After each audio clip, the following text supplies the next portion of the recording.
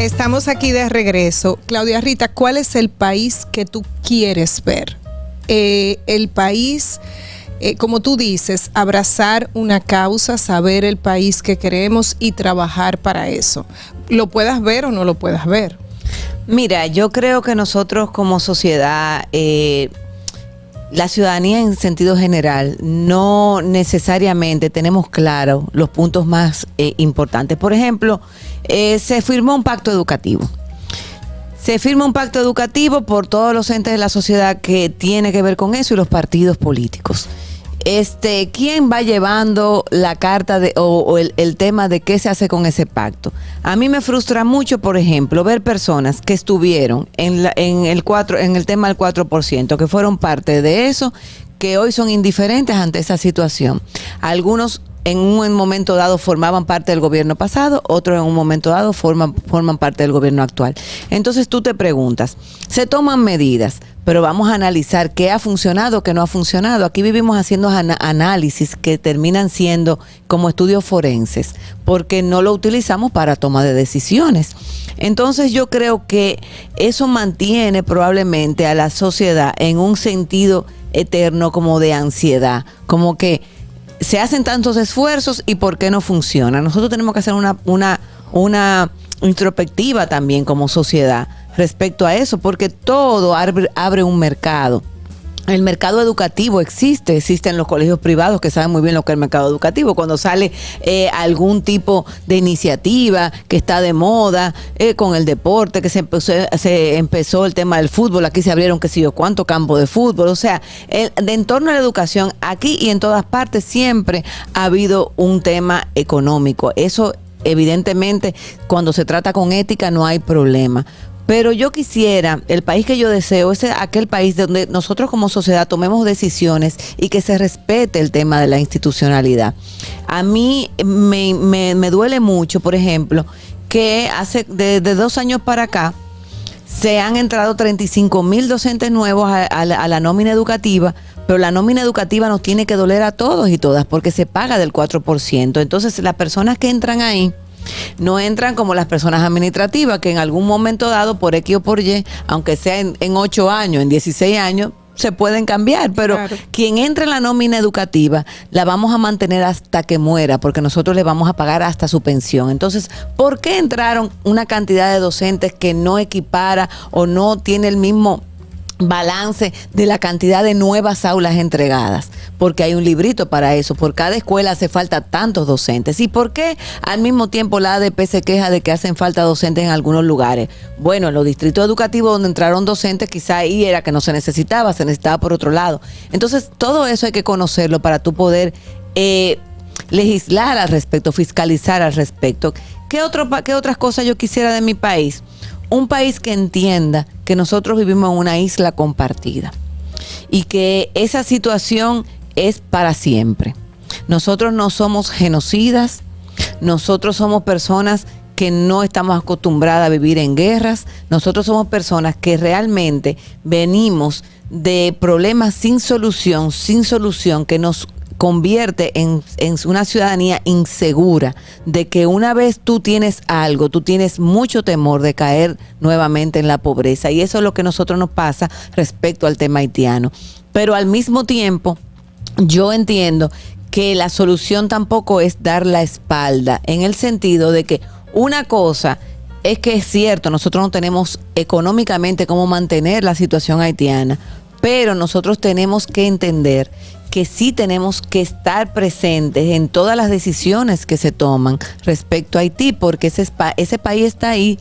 Un árbol que se corta en Haití le afecta a República Dominicana. Totalmente. Un río que se daña en Haití le afecta a República Dominicana. Entonces, yo entiendo que nosotros, si nos vemos como potencia, como país en desarrollo, tenemos que entender cómo que funciona la migración. Claudia Rita, en ese sentido, que yo y comparto contigo totalmente lo que dices, pero tú sabes muy bien, porque eres una mujer con experiencia de vida, que cuando tú no puedes cambiar una situación, ¿quién tiene que cambiar? Eres tú. Si tú tienes un problema con un hijo tuyo y tú le has repetido 1500 veces lo mismo y tú dices, pero Dios mío, yo he buscado toda la manera de resolver esto, tú eres la que tiene que cambiar. Y aplica para un hijo, para una pareja, para un padre, para una madre, para un vecino. Entonces, el problema que nosotros tenemos con Haití es que nosotros somos los que tenemos que cambiar, porque definitivamente con ellos no hay una manera o sea, no hay una forma de poder tener como una interacción y una relación equitativa y fluida.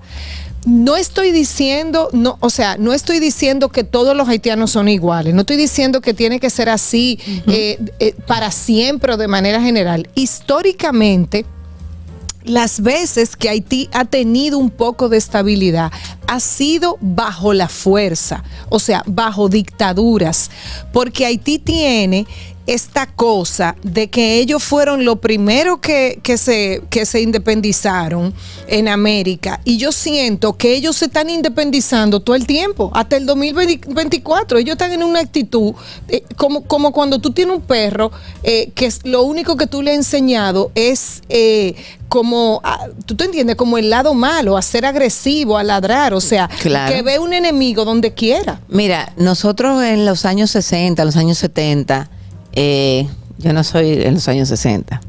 En los años 70 era muy chiquita, pero especificando, aclarando. Especificando. Pero todavía se sentía la secuela en los 80. Nosotros éramos una sociedad totalmente anti-yankee.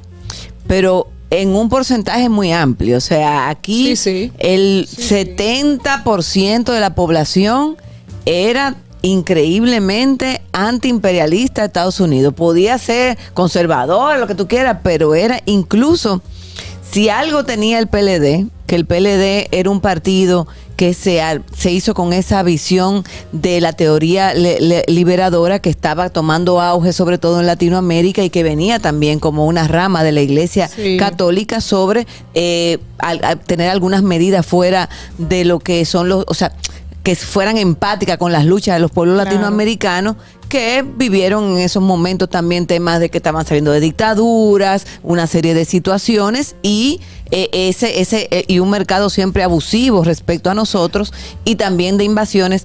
Sin embargo, ¿cómo eso fue cambiando? Eso fue cambiando por la cultura. Sí. Que si el telecable, que si Hollywood, que si la cosa, que si yo qué. Entonces ya... Es que la mejor narrativa la tiene Estados Unidos. ¿Tú me entiendes? Entonces nosotros ellos han exportado eso. Nosotros no podemos seguir con una mentalidad. Nosotros, óyeme, aunque seamos una islita en este mundo tan grande, una islita de por sí, tercermundista, dentro de la islita, nosotros somos la potencia de esta isla. Y nosotros tenemos que ver cómo las otras potencias se han hecho. Sí. Si nosotros decimos y nos jactamos de que somos una economía en desarrollo, o sea, una economía pujante hacia arriba, es lo normal es que vengan extranjeros, porque cuando venían venezolanos para acá, ni tanto colombianos para acá, ni tanto... Es normal de la ciudadanía irse a otros lugares. Entonces, ¿qué va a pasar con una persona que tiene hambre? Va a coger para donde puede. Entonces, por ejemplo, yo veo el tema de los campos refugiados. ¿Y cómo nosotros vamos a poner campos refugiados? Somos una islita chiquita. Yo entiendo que en la zona haitiana hay espacio para hacer un campo de refugiados. Y estamos tan cerca, porque es que nosotros como isla somos más chiquitas que cualquier estado de Estados Unidos, estamos tan cerca que nosotros los dominicanos podemos tener un voluntariado de gente que vaya y colabore con algunas cosas. Lo que nosotros no podemos hacer es, como nos enseñaron los españoles colonialistas, hacernos de la espalda, dejar eso ahí, que venga otro a resolver, dejar esa tierra baldía, porque quien coge poder ahí va a venir para acá. Es que ningún país se hace indiferente con lo que le está pasando el de al lado. Claro. Que viene la gente de Kenia. Y vamos a suponer que mínimamente venga un ejército de Kenia, acabe con todo para allá. Y después que estén ahí van a decir, pero ven acá, pero nosotros podemos seguir avanzando. A nadie se le ha ocurrido eso, porque así es que piensan los países imperiales, así que piensan los países grandes. ¿Cómo va a ser posible que en Cuba van a haber misiles apuntando para Estados Unidos? No. Tú dirás, bueno, pero lo quitaron. Entonces le pasa lo mismo a Putin. Entonces en Ucrania va a haber cosas que apuntando para acá. porque para eso son potencias. Nosotros no somos una potencia en base a temas de guerras, pero nosotros sí podemos negociar cosas, Claro. porque tenemos que negociar cosas. Por ejemplo, Marian, ¿quién es que le vende armas a las bandas haitianas? No, Nosotros tenemos fábrica de armas, nosotros no tenemos fábrica de armas. No, y esa pregunta podemos, esa pregunta podemos expandirla, o sea, Claro. Esa pregunta la podemos hacer de muchas formas. ¿Quién es que le vende armas a Hamas? ¿Quién es que le vende armas a cualquier grupo que ahora mismo genere un conflicto y que sea un problema? O sea, hablan de Israel, Palestina, pero ¿quién es que le vende armas a Hamas? Y la gente dirá, bueno, los países que están sancionados por Estados Unidos. Bueno, yo no sé, pero definitivamente hay un refill de armas. O sea, a ellos se les acaba algo y alguien se lo está poniendo. Claro. ¿Tú me entiendes? Entonces, y el conflicto no termina. Y en una isla tan pequeña como la pasa con nuestra, Haití. nosotros no podemos vivir de espaldas a esa situación. Como es que la gente quiere, no, que se vayan para allá, que señores, eso no va a suceder. Lo que va a suceder es que nosotros tenemos que decir, miren, aquí hay creo que un 26% de empresas que aportan al Producto Interno Bruto que se valen de mano de obra extranjera, ya sea de la construcción, de la agricultura, lo que sea. ¿Cuántas personas nosotros necesitamos? Necesitamos 1,000. Bueno, pues esas 1,000 van a tener su visa de trabajo. Y como todo país, bueno, después de cierto tiempo de visa de trabajo le corresponde una residencia. Y después, si le corresponde una residencia, a los tantos años le corresponde o no una ciudadanía, porque eso se trabaja según los países. Por ejemplo, los dominicanos y dominicanas que vamos a España, a los 2 años podemos pedir una ciudadanía. ¿Pero por qué? Porque había muchos españoles que emigraron cuando estaban pasando hambre para acá. Entonces se hizo un acuerdo, eso en la época de Trujillo, que se ha hasta ahora mantenido. Pero sin embargo, un inglés puede vivir en España, pero para vivir y para solicitar una nacionalidad española tiene que vivir 7 años y se le hace más complicado porque ellos tienen su conflicto con el dichoso Peñón de Gibraltar. Entonces son cosas de política internacional. Entonces todo en la vida se hacen acuerdos porque para eso tenemos Cancillería y cosas, pero realmente aquí hay mucha hipocresía con eso y no hemos hecho una labor cultural de ir mejorando a largo plazo las relaciones respecto a un país que siempre va a estar ahí. ¿Tú te imaginas que Haití fuera un país que progresara y que nosotros dijéramos, ay, mañana, Miriam, vámonos para la playa, para allá, para Haití, que encontré un sitio? Eso sería para mí lo ideal, porque esos países que vivieron en guerra en Europa ahora se cruzan como si nada. Entonces, eso, si tú me dices que yo sueño, aunque no lo vea, yo sueño con eso. Claudia Rita, tú dijiste algo en el primer bloque importante sobre el PLD. O sea, tú decías que el poder va desgastando y también yo creo que genera una desconexión tal vez con la realidad. O sea, cuando tú tienes mucho tiempo en el poder, como duró el PLD, posiblemente esa conexión inicial que se puede tener con la gente se va creando una distancia. Lo cierto es que yo pienso que para nuestros jóvenes hay un poco de decepción de manera general en el liderazgo político, porque vuelvo y te repito, hay muchos de los problemas estructurales de nuestro país que no terminan de ser resueltos como los tiene resuelto una persona en un país desarrollado. Con todos los inconvenientes que podría tener, porque no estoy diciendo no hay ningún paraíso en ningún sitio, pero nosotros aquí, o sea, cualquier persona, clase media, clase media baja, lo que sea, tiene que trabajar mucho para poder lograr algún tipo de calidad de vida. Entonces, en ese sentido, yo quisiera que tú de manera sincera me dijeras si el recreo que el país decidió tomar del PLD, o sea, tenemos que sacar a esta gente y poner gente nueva, para tener como un recreo, como aire, como todo en la vida. O sea, yo quisiera que tú evaluaras el gobierno ya a un término de 4 años. O sea, que tú me dijeras lo que tú piensas y si tú entiendes que todo esto al final fue saludable, porque es que yo veo a la oposición, no que echamos para atrás, no que echamos para atrás. Yo no estoy tan segura de si echamos para atrás, porque es que yo entiendo que se necesitaba un respiro de mucho abuso, que no en tu caso obviamente, pero que tú sabes que se cometieron, y muchas cosas que no se pueden justificar, porque ciertamente, independientemente de todo, hay mucha gente que obtuvo mucho dinero que no puede justificar. Y a ti te lo puedo decir porque yo sé lo trabajadora que tú eres, y yo sé lo que te ha costado tener la familia que tienes.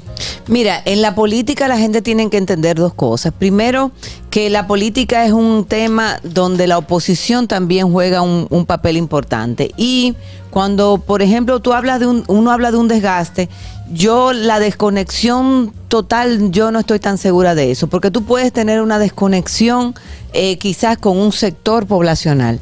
Sin embargo, hay que entender que los gobiernos del PLD, nosotros hoy nos montamos un vehículo, llegamos a cualquier parte del país, y eso es una obra de los gobiernos del PLD.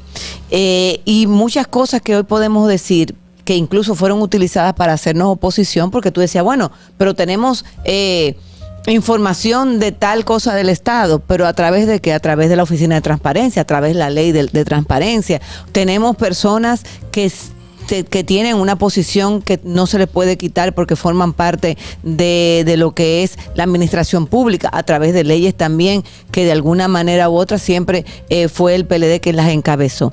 Entonces, ya ahí también hay un juego de la oposición. Yo quiero estar ahí. Y si yo quiero estar ahí, yo tengo que hacer lo posible para yo llegar ahí y buscar la narrativa que convenza a las personas para yo llegar ahí. Ahora, en los partidos políticos siempre hay personas que entran por coyuntura. Hay políticos que son de carrera, que están ahí por un tema, y hay otros políticos o que no eran políticos y de repente son políticos que entran porque son amigos del presidente o porque tienen un área de expertise que en un momento dado se les dice, ven, para que tú dirijas esto, pero yo no sé por qué aquí en este país después como que le gusta el puesto y de repente son políticos. Ha pasado en los gobiernos del PLD, evidentemente, y ha pasado en el gobierno actual, porque si tú te pones a ver, ahora yo digo, nosotros habíamos sacado una normativa porque nos dimos cuenta, gracias al tema de lo que hablaba ahorita, del pacto educativo, de que la raíz de la calidad educativa radica en el docente o en la docente. Y la formación del docente es lo que hay que cambiar. Para eso se hizo el perfil del nuevo docente y se puso una normativa donde las universidades iban a cambiar el currículum docente.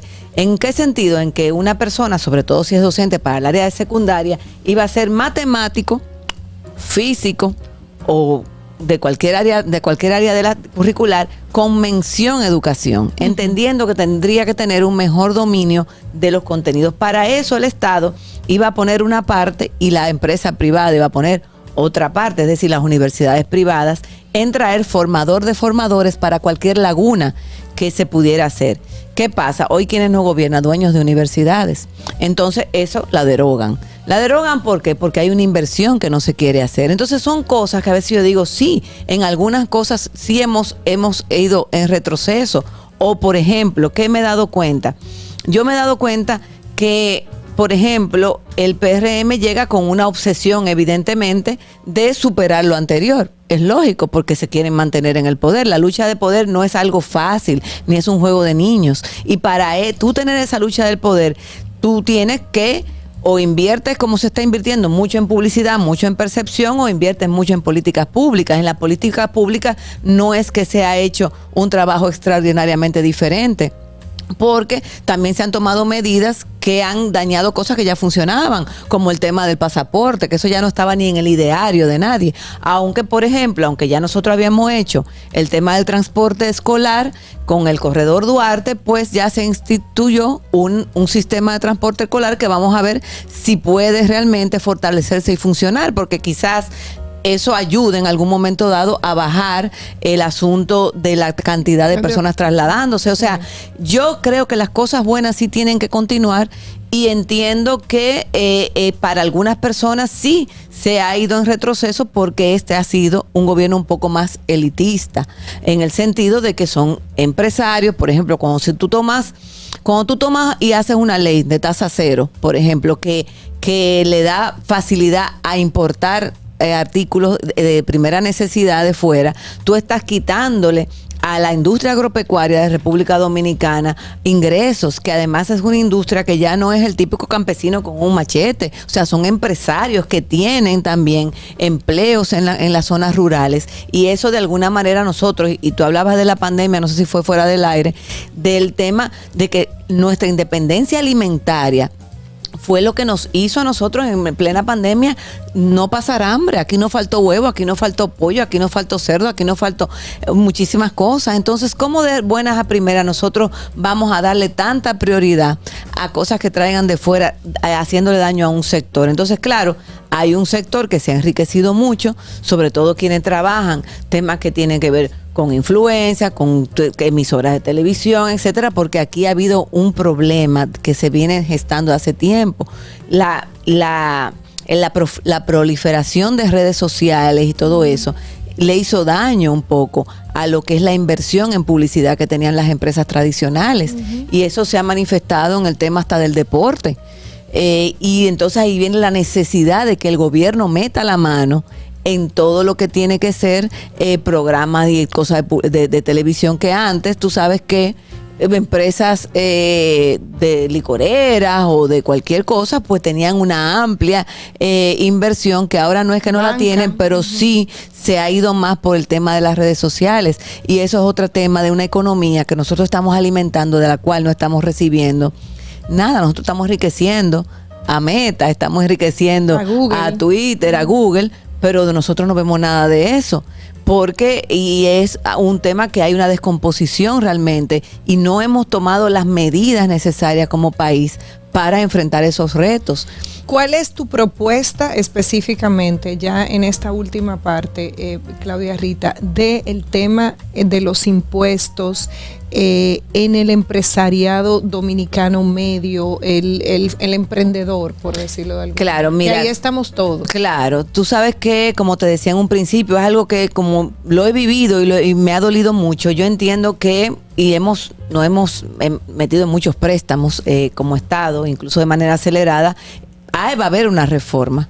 Entonces, y yo hasta la encuentro necesaria. Lo que pasa es que la clase media, cuando no hablan de reforma, uno se agarra de que, ay Dios mío, porque es que de alguna manera u otra es como el hijo bueno que siempre te cumple, entonces ya tú al otro no le haces caso y toda la carga la pone al otro, en vez de exigirle a quien realmente no está respondiendo para que la carga sea equilibrada. Creo que deberíamos de luchar para verlo con un tema más equitativo. El asunto del sistema de pago de impuestos, yo creo que es la génesis principal que daña el emprendimiento. Esa situación, como decía ahorita, de emitir una factura con valor fiscal y tener que pagar a la empresa que tú se le emites, la reporta inmediatamente sin haberte dado el pago, y eso te va generando pues una mora, una serie de cosas que no te permiten ni tener empleomanía, ni subir en tu empresa, y a veces mantenerte en la informalidad. También eso es parte de todo un plan que quita de un lado, pone del otro, que es más complejo, pero yo lo explico así porque es algo más fácil de entender. Además de eso, también me preocupa mucho, María, en que nosotros estamos subiendo, por ejemplo, esta zona, antes nada más casa, cada vez hay edificios, plazas. Creo que nosotros necesitamos una oficina intermedio que esté en los ayuntamientos para resolver problemas vecinales antes de llegar a un tema, aunque sea juez de paz, es juez, y uno no quiere estarse viendo en ese tipo de cosas. Como también me preocupa el tema de los envejecientes. Yo soy cuidadora, veo que las personas cuando se jubilan necesitan más su medicina, pero entonces ni tienen lo seguro que se lo cubre, pero además pagan lo mismo cuando pudieran pagar un poco menos y no pagar por transporte, y todo eso también va a depender de una reforma fiscal. Creo mucho en el tema de la equidad. Nosotros no podemos seguir teniendo medidas igualitarias que sean injustas. Para un ejemplo rápido, pagar la placa de un vehículo por el año, en vez de que sea por el costo del vehículo, por el tamaño del vehículo, por lo que consume el vehículo. O sea, así tenemos muchas medidas iguales. Nosotros aquí en la capital nos quedamos sin escuelas. ¿Por qué? Porque se tomó una medida igual de hacer un diseño que funcione en las zonas rurales, y nuestra zona de la circunscripción número 1, más empobrecida, se han quedado sin espacios para escuelas, porque tenemos que velar y exigir unas escuelas que se adapten a las zonas urbanas dentro de lo que es la ley de edificaciones escolares y así muchas cosas más. Gracias, Claudia. El tiempo no nos dio, pero yo, bueno, si tú tienes chance todavía, tenemos chance hasta el 19. Cuando tú quieras, y la gente puede entrar a mi página claudiarrita.com y sabe ahí ver todas mis propuestas y mis redes sociales. Muchísimas gracias, Claudia, querida. Muchísimos éxitos. Ay, gracias, Merian. Salgas ganadora, porque yo sé muy bien el trabajo que vienes haciendo en muchos niveles, tanto como madre, como ciudadana, como política, como profesional, como amiga. Dios los bendiga a ustedes. Feliz inicio de semana. Namaste.